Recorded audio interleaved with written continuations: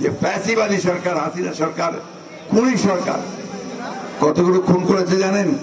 এই 4-5 ওই আন্দোলনের সময় খুন করেছে 2000 মানুষ। ছাত্র জনতাকে কারো হাত চলে গেছে, কারো পা চলে গেছে, কারো মাথার খুলি উড়ে গেছে, কলেজে পড়তো, স্কুলে পড়তো, ইউনিভার্সিটিতে পড়তো।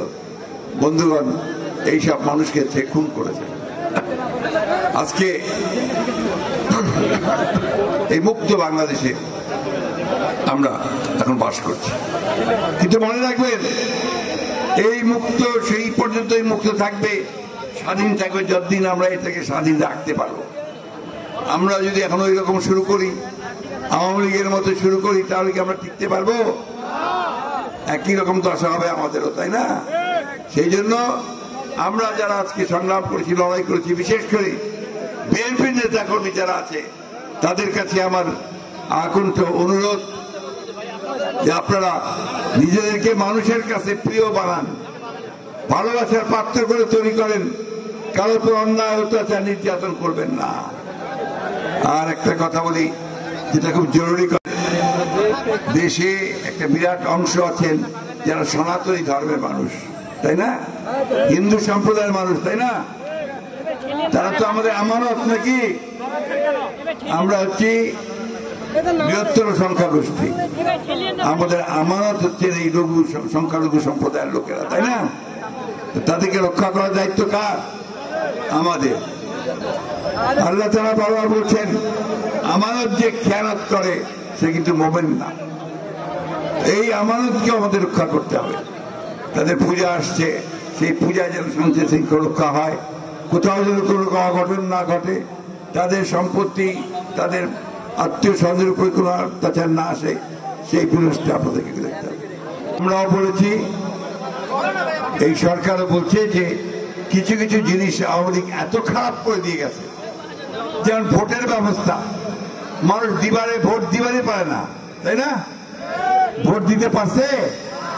আপনারা কি ভোট কেন্দ্রে গেছেন যখন ভোট দিতে পারছেন? তাহলে ওটা ভোট হবে কোথেকে? এবং যে জন্য অতীতের ভোটগুলো ভোট হয় নাই।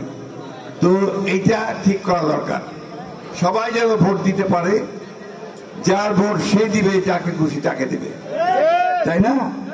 এবং সেই ভোটের মধ্যে দিয়ে আমরা আমাদের প্রতিনিধি নির্বাচন করব। এই সময়টুকু আমাদের এই যারা বর্তমানে সরকারে আছে তাদেরকে দিতে হবে। এরা কাজ শুরু করেছে, এরা সবাই নিরপেক্ষ মানুষ, কোন দল টল করে না, কিন্তু দেশটাকে ভালোবাসে, তারা দেশের জন্য কিছু কাজ করতে চায়।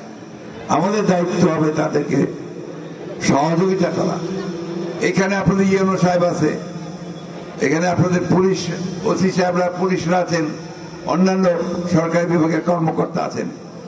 অনেকেই যে একেবারে ধর্মপুত্র যুধিষ্ঠির ছিলেন তা না, ওই সময় উনারাও অনেক ঝামেলা করতেন, তাই না?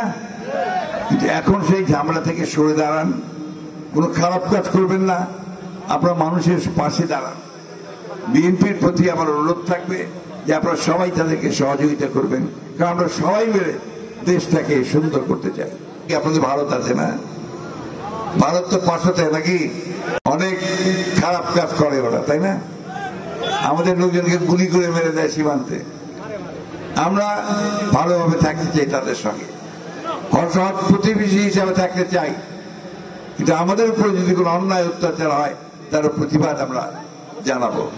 সেটা এই মুহূর্তে বলা যাবে না, তবে আপনার ধানের শীষকে শক্তিশালী করেন, ইনশাআল্লাহ ধানের শীষ আপনাদের কাছে আসবে। আপনার শক্ত করে ধরে রাখেন ধানের শীষ এবং শক্তিশালী সংগঠন করেন, ইনশাআল্লাহ আমাদের শুভ দিন আসবে। সবাই ভালো থাকবেন, সুস্থ থাকবেন।